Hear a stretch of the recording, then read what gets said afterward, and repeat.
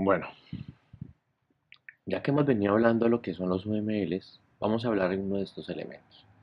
Ya habíamos hablado qué eran las clases y los objetos. Bueno, aquí voy a trabajar con UML Star o Star UML. Entonces, desde aquí podemos generar o realizar cada uno de los elementos. Bueno, lo primero que voy a generar es una clase. A la clase le podemos colocar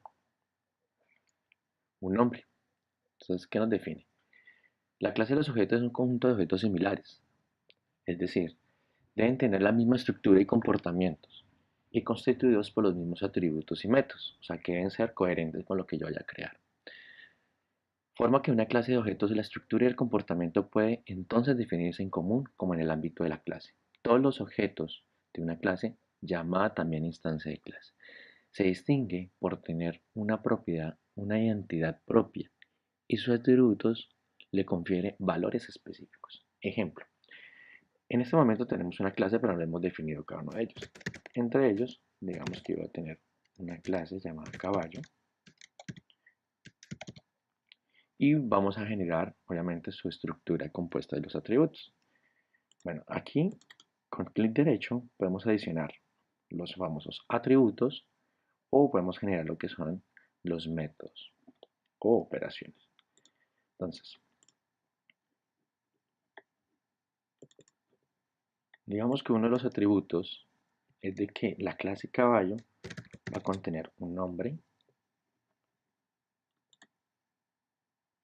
y vamos a suponer que uno de los métodos o operaciones que vamos a tener se va a llamar correr.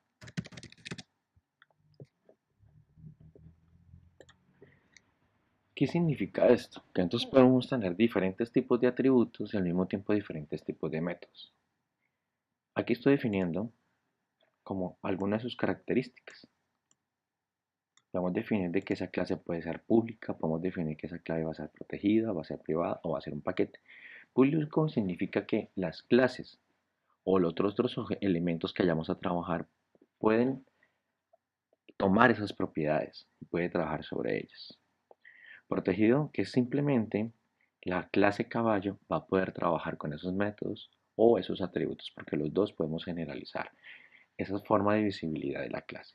Privada simplemente es que se va a trabajar únicamente con la clase, pero algunos elementos pueden tomar propiedades y características de él. En algunos lenguajes nosotros llamamos esto pues lo que se llaman paquetes.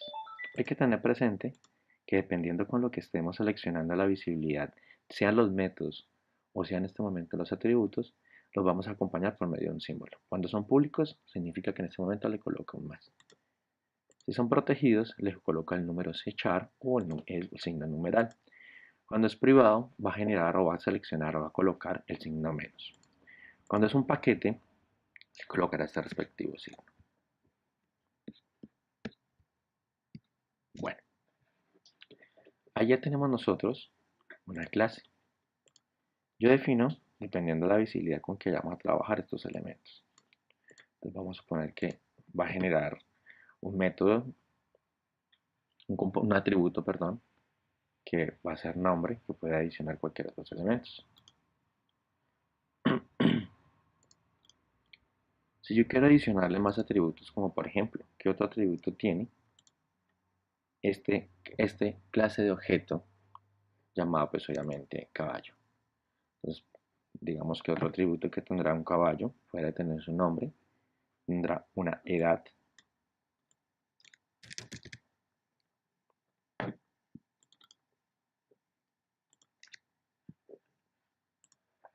Otro atributo será el tamaño.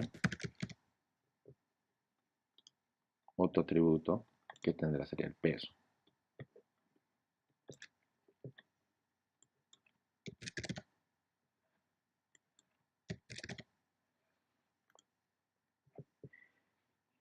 ¿Qué métodos vamos a utilizar? Pues aquí como hemos definido la opción del correr. Entonces aquí ya tenemos una clase llamada caballo, que este caballo tendrá un nombre. Un ejemplo sencillo cuando lo estamos diligenciando sea en un elemento para trabajar en desarrollo para programación o en este momento para la base de datos. Entonces, por ejemplo, aquí puedo generar el caballo. Digamos que en este caso se le va a colocar el nombre porque yo puedo asignarle en lo que son los valores, que es lo que nosotros venimos haciendo con lo que se llaman las famosas variables. Entonces, al nombre le podemos asignar eh, como Natalia, belleza, blanco, negro, el nombre que queramos definir nosotros. Esta clase llamada caballo también tendrá una edad, por ejemplo, 8 años, tendrá un peso, tendrá un peso, tendrá obviamente un tamaño. ¿Esto para qué nos sirve? Para poder definir obviamente uno de los objetos que tenemos nosotros. El nombre de las clases se escriben, deben tener presente en singular, ¿sí? Y está formado siempre por un nombre precedido o seguido por uno o varios adjetivos que lo califican. Dicho nombre es revelador de los objetos que forman las clases, como he venido haciendo acá. Entonces aquí colocamos y cumplimos con una de las características que nos indica, que debe ser en singular. Debemos tener presente que aquí es donde trabajamos los elementos que llaman encapsulación. La encapsulación consiste en ocultar los atributos y los métodos del objeto u otros objetos. En efecto, algunos atributos y métodos tienen como único objetivo tratamientos internos del objeto y no deben estar expuestos por los objetos exteriores. Una vez encapsulados, pasan a denominarse atributos y métodos privados del objeto. Ya vimos nosotros cómo podemos convertir estos elementos, sean los atributos o sean los métodos, de forma privada, que simplemente o lo podemos identificar si nos dan obviamente un plano o un documento de este elemento. Entonces simplemente lo que hacemos cuando sea privado, ya sabemos nosotros que va a colocar el respectivo signo menos. La definición de encapsulamiento se realiza en los elementos de las clases. Los objetos externos de un objeto son, por tanto, las instancias de los demás. Un ejemplo: al correr, los caballos efectúan diferentes movimientos, como pueden ser levantar las patas, levantar la cabeza o levantar la cola. Ya que estamos hablando de otros métodos que pueden realizar obviamente esta clase, pues simplemente lo queríamos nosotros adicionarles. Si nos indica que eso es lo que hace la operación o la clase caballo, pues va a adicionar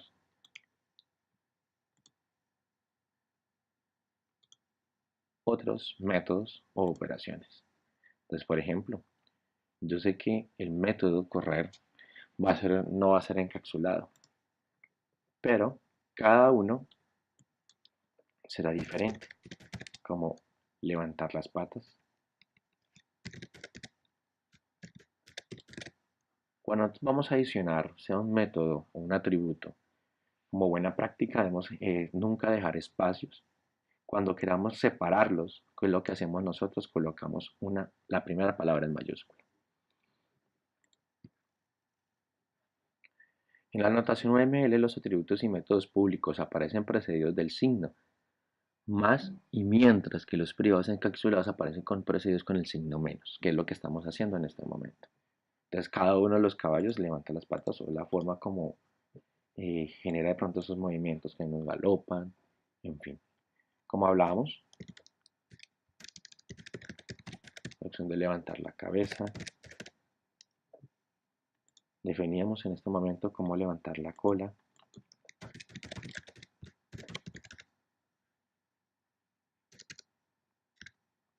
Si yo quiero definir que estos elementos van a estar encapsulados, entonces aquí lo que haríamos nosotros simplemente es que la visibilidad de este elemento únicamente va a ser de forma privada.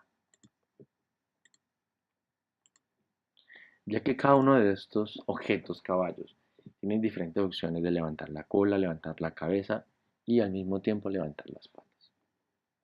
Esa es una forma de poder entender, obviamente, cómo generamos métodos privados o atributos privados.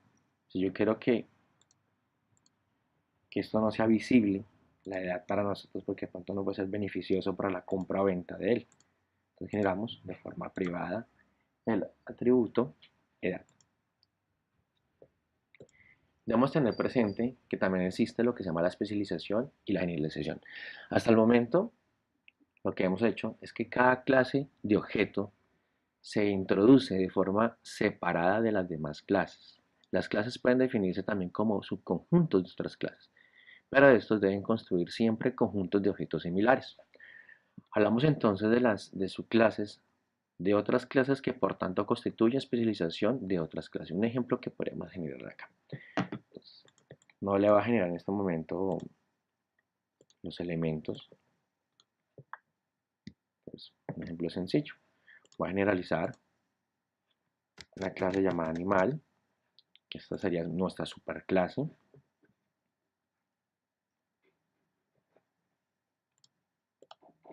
Vamos a generar otra clase que se llama mamífero.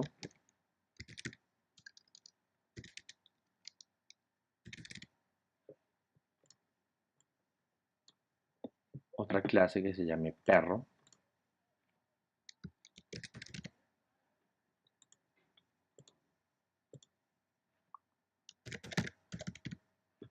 Bueno, aquí lo que hemos hecho es identificar cada uno de estos elementos y unos objetos.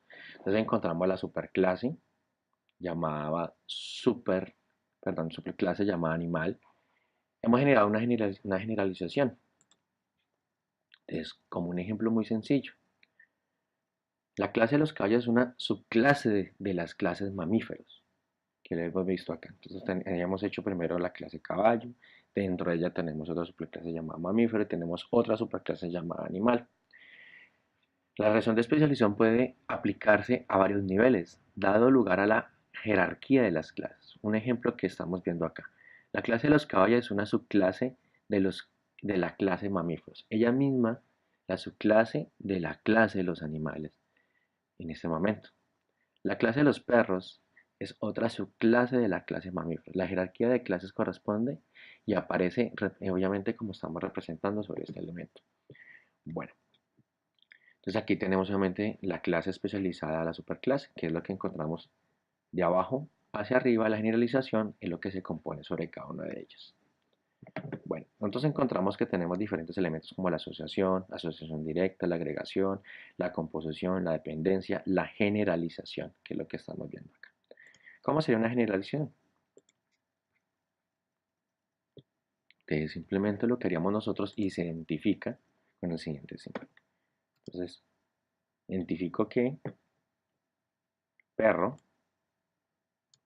perdón que no seleccione la herramienta. Esa es una forma de identificarla.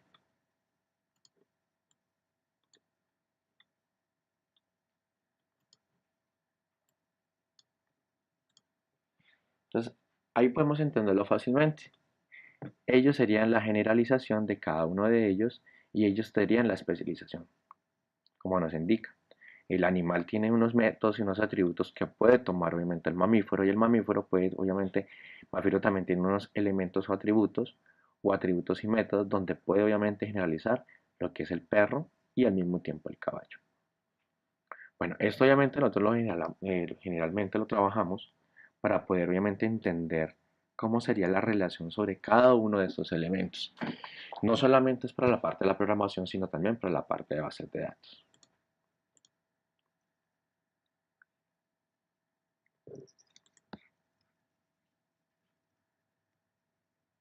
Debemos tener presente de que aquí ya hemos generado algo que se llama la herencia.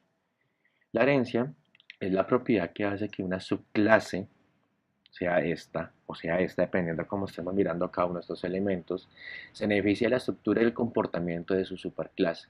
La herencia deriva del hecho en que las clases son subconjuntos de las superclases. Sus instancias son asimismo instancias de la superclase y por consiguiente, además de la estructura y el comportamiento introducidos de las subclases, se benefician también de la estructura y comportamiento definidos de la superclase. Entonces vamos a colocar un ejemplo. Si yo tengo en este momento, digamos que la superclase animal tiene obviamente pues unos atributos, que es como explicábamos anteriormente. Vamos a adicionarlas acá y vamos a adicionar obviamente un método o una operación.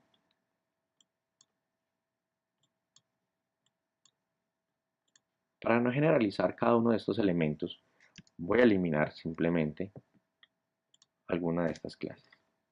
Entonces, vamos a observar cuál sería el comportamiento de ellos.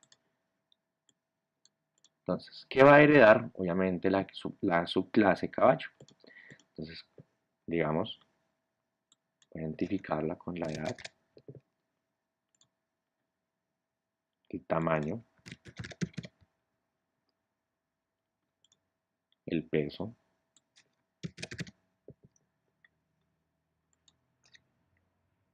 pero aquí lo que he generado, obviamente, ¿qué es?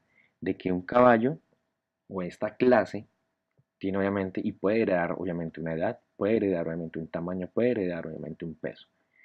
Y un método que puede heredar obviamente esa subclase sería el comer. Entonces vamos a suponer de que yo tengo una finca o tengo una granja donde tengamos obviamente diferentes clases. Entonces, voy a suponer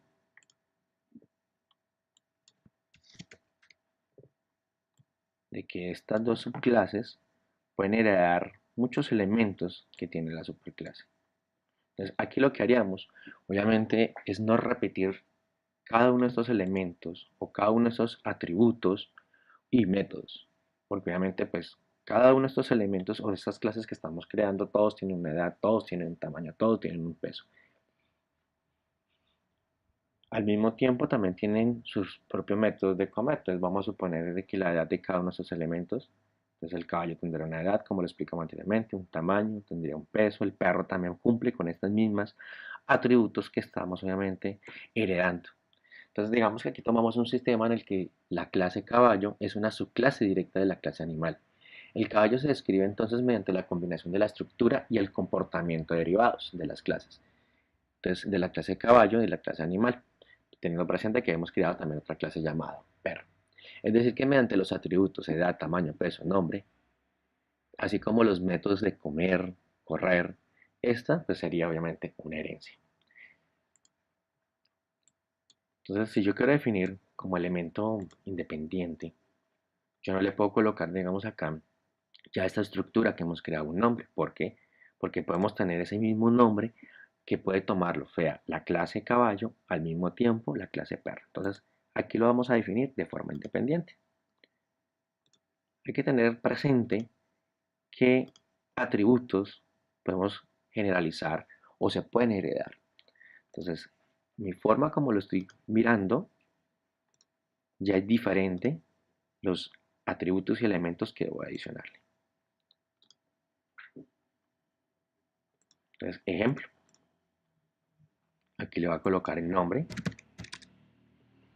aquí le voy a colocar el lugar donde puedo ubicar obviamente ese animal, ya que estamos hablando que tenemos una granja, una finca, donde nosotros hacemos la opción de comercializar estos animales. Gritero.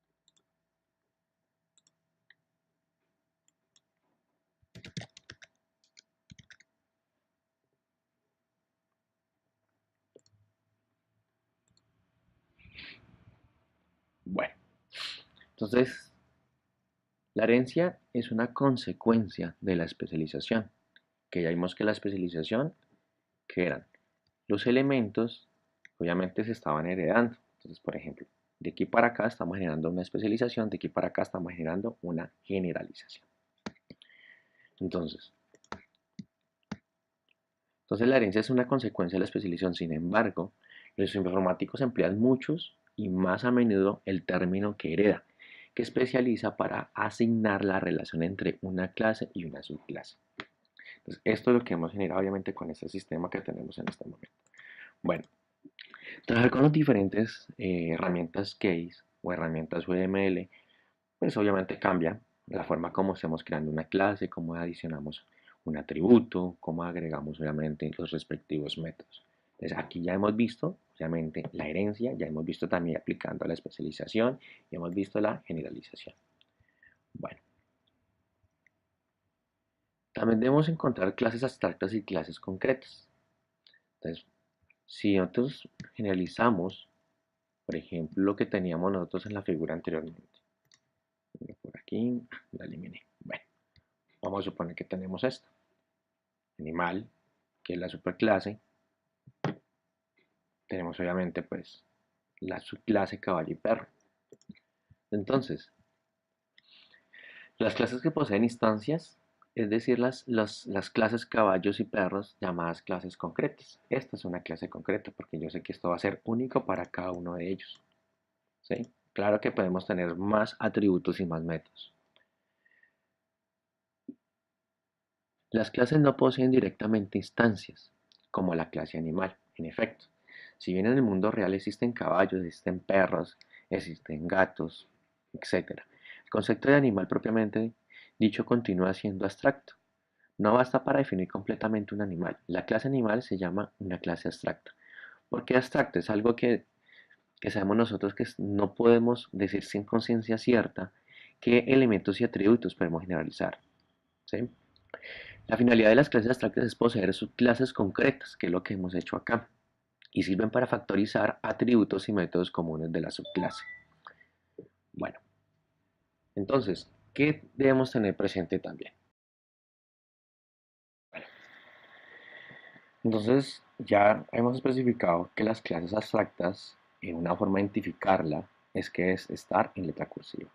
Entonces, aquí, ¿qué hacemos? Seleccionamos la respectiva clase, buscamos la opción que nos dé la opción que es una clase abstracta. Listo. Ya sabemos que en este momento la clase animal es una clase abstracta. Lo importante es entender que es como lo que hace un arquitecto. El arquitecto se guía en la base de su construcción para, digamos que una vivienda, un edificio es por medio de los planos. Y así mismo lo haríamos nosotros.